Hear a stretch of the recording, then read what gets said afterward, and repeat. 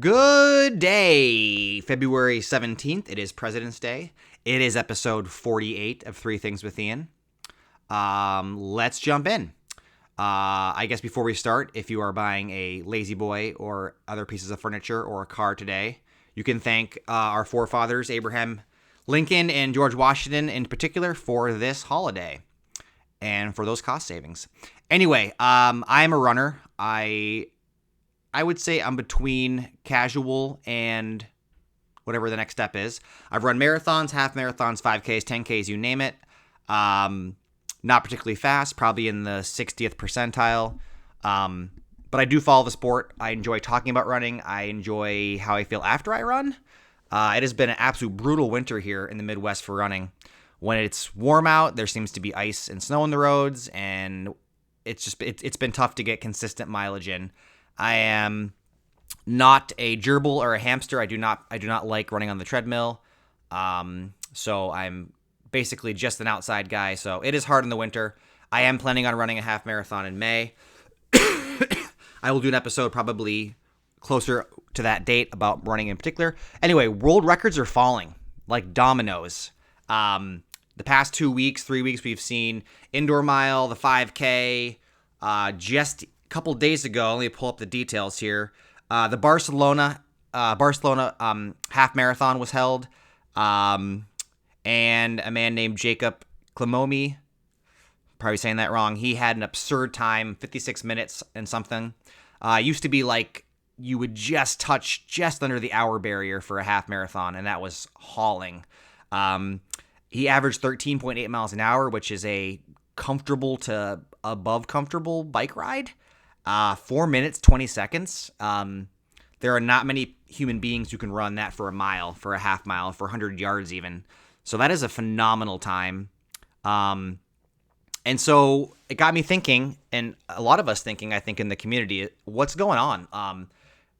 Sometimes there's records broken, but it seems like there's been a bevy of them broken really consistently over the last couple weeks. Probably because I think we're getting back. We're starting the season. So we had individuals who were training, working their butts off in the off season training. Now we have the first, series of races of the new year. And so maybe these guys and gals who have been putting in the time and effort, maybe they're peaking at the right time. I don't know. Obviously, no conversation about running can be had without talking about advancements in shoes, the carbon fiber plate, the shoes that return that energy, that bounce back to you. Those are there. They're omnipresent. They're available for a couple $100 to anybody who wants a pair. And the guys and gals running at the elite level are going to get the shoes that are going to be released to us like in a year or two. So they're going to be like those prototypes. And whatever federation governs running, they seem to be very pro letting these athletes just run.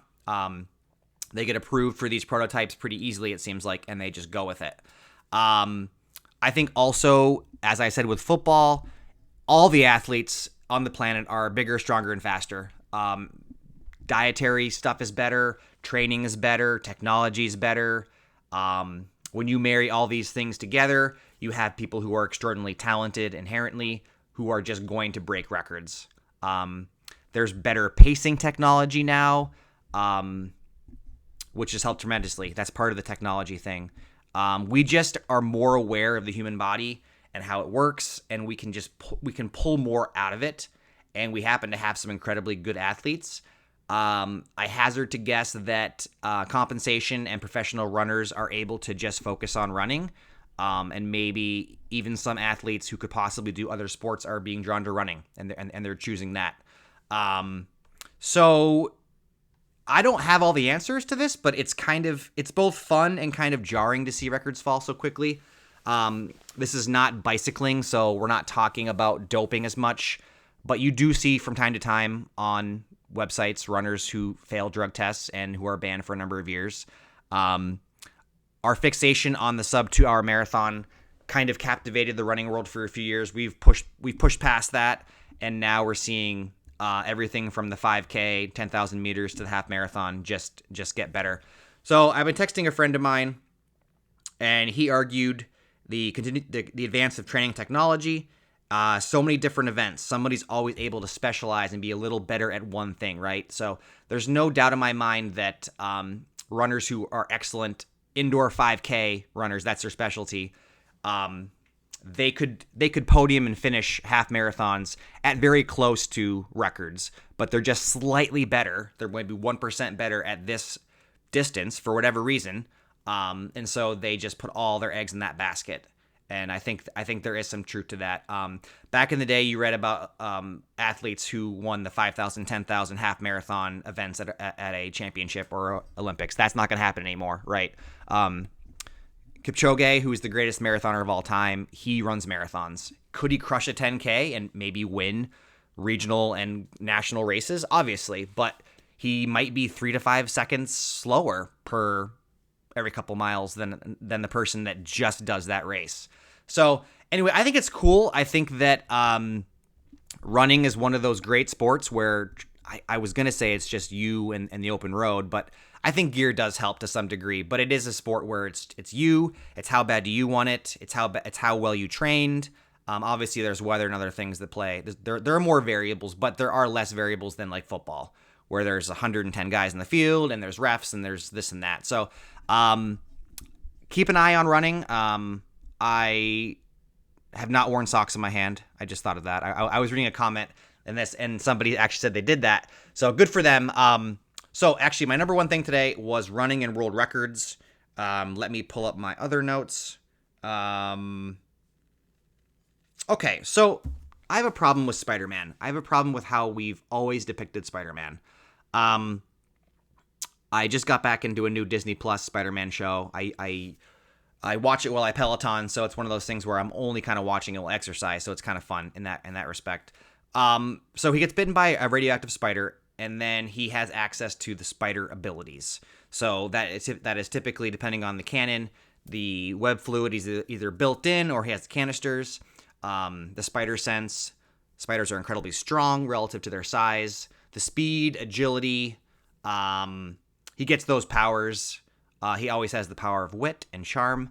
But my biggest problem is in all the different episodes and different series, they never have any montages where he's training to like actually learn how to do all these ninja gymnastic-y type moves.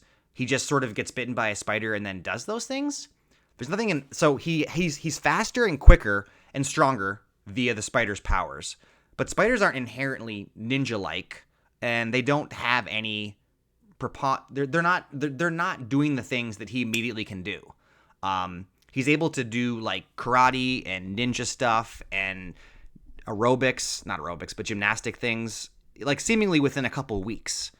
And I think a lot of other superhero franchises spend more time developing and giving you a reason to be like, okay, that guy can do that because of these 3 things. He worked his butt off. He had these trainers. But with Spider-Man, he just is a normal kid. They emphasize the normality to the 10th degree, right? Normal, smart kid, not even athletic, just a kid, nerdy, gets bitten by a spider, and then within a week or two, in some episodes, in some series, he's already fighting bad guys who have advanced training, and he's generally able to keep up with them. He struggles at first, but then all of a sudden he does that quadruple backflip, and he bounces off this steel beam, and he does all these cool things, and we love it as audience members, but did he earn it? To me, it just seems like a weird disparity between other superhero shows, your Avengers, your Batman, who just is always doing these training montages, right? He's always training. And so you can be like, okay, well, he's earned that. But a spider, to me, doesn't like necessarily scream, you're immediately going to be able to do these crazy things, right?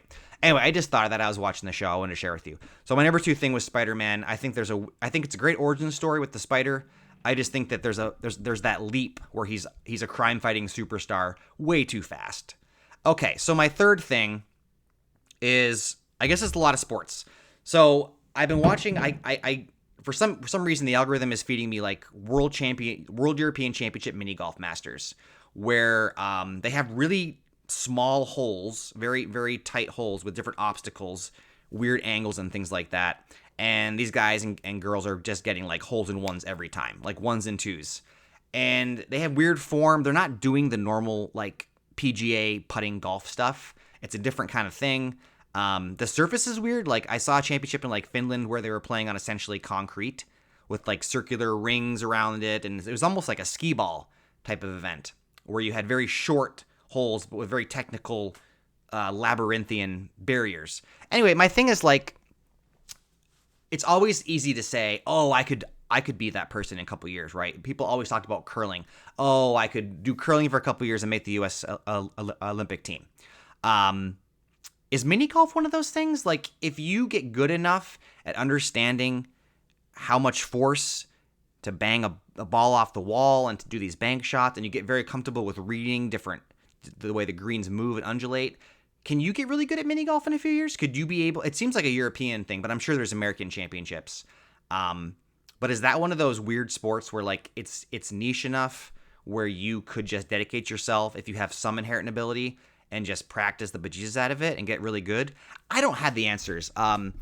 Like darts for one is absolutely not. Like people look at darts and be like, oh, I could do that in a couple years. But if you watch any high-end British dart championshiping, it's clear that is decades of just muscle memory, and it'd be hard to just break into that on a whim. But I think mini golf is small enough where if you are a reasonable mini golf player now and you give yourself kitty cat and you give yourself a number of times, could you get good enough to be a competitive mini golf person? Putting it out there for you guys. Okay, I'm going to wrap this sucker up. We talked about running, why records are falling. I'd love to hear your opinion. And we talked about Spiderman and how he's really good at fighting bad guys really quickly off the get-go. And we talked about mini golf. Can you become a master in a few years? I say yes. I say if you're getting par or even +1 occasionally, I think you could do it. I think you could do it. I have faith in you. Anyway, this has been 3 Things with Ian. I will see you tomorrow. Happy President's Day.